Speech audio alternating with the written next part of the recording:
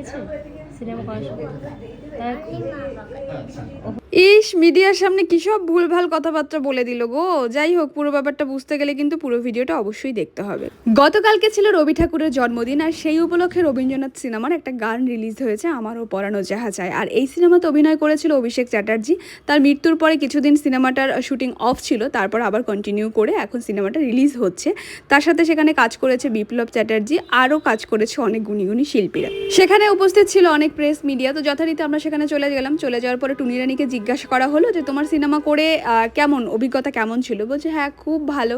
বলছে তোমাকে কি কেউ বকেছিল শুটিংয়ের সময়? বলছে না না, কেউ বকেনি, শুধুমাত্র মাই বকেছিল। কি বলবো একে বলো তো। এটা আমাদের আজকে বিশেষ দিন। রবীন্দ্রনাথ ঠাকুরের রয়েছেন বিশ্বজিৎ দা, বিশ্বজিৎ ঘোষ, প্রসেনজিৎ ঘোষ, প্রসেনজিৎ দা।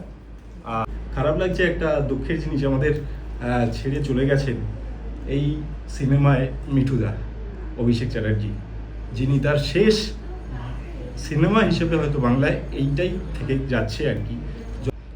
আছেন বিপ্লব চট্টোপাধ্যায়, আমাদের খুবই সিনিয়র।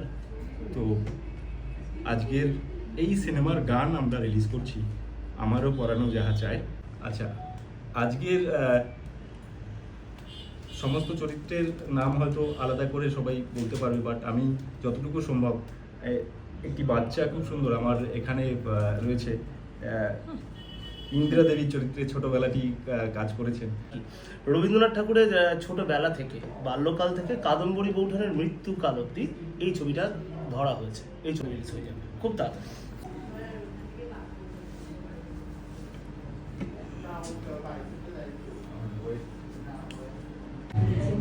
সিনেমা করতে কেমন লেগেছে? ওরে বাস, হাসি দেখে কি কি এনজয় করেছে সিনেমা শুটিং এর সময়? কে সবই হুম? কেউ বকা দিয়েছে?